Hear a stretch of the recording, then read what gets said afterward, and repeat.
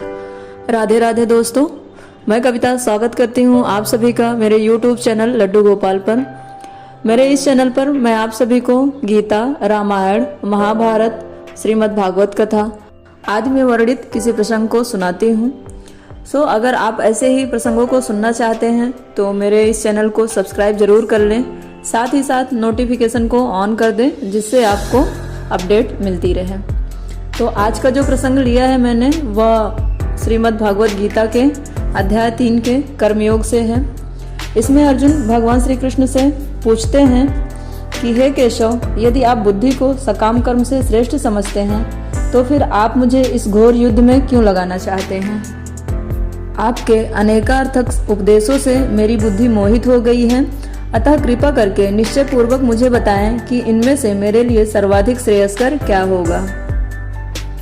इस पर भगवान श्री कृष्ण अर्जुन को उत्तर देते हुए कहते हैं, हे निष्पाप अर्जुन, मैं पहले ही बता चुका हूँ कि आत्म साक्षात्कार प्रयत्न करने वाले 2 प्रकार के पुरुष होते हैं। कुछ इसे ज्ञान योग द्वारा समझने का प्रयत्न करते हैं तो कुछ भक्तिमय सेवा के द्वारा।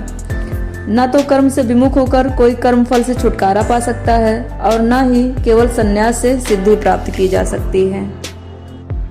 प्रत्येक व्यक्ति को प्रकृति से अर्जित गुणों के अनुसार विवश होकर कर्म करना ही पड़ता है, अतः कोई भी एक क्षण भर के लिए भी बिना कर्म किए नहीं रह सकता। जो कर्मेंद्रियों को वश में तो करता है किंतु जिनका मन इंद्रिय विषयों में चिंतन करता रहता है वह निश्चित रूप से स्वयं को धोखा देता है और मिथ्याचारी कहलाता है। और वहीं दूसरी ओर यदि कोई निष्ठावान व्यक्ति अपने मन के द्वारा कर्मेंद्रियों को वश में करने का प्रयत्न करता है और वह बिना किसी आसक्ति के कर्मयोग प्रारंभ करता है तो वह अति उत्कृष्ट है। इसलिए हे अर्जुन, अपना नियत कर्म करो, क्योंकि कर्म न करने की अपेक्षा कर्म करना श्रेष्ठ है।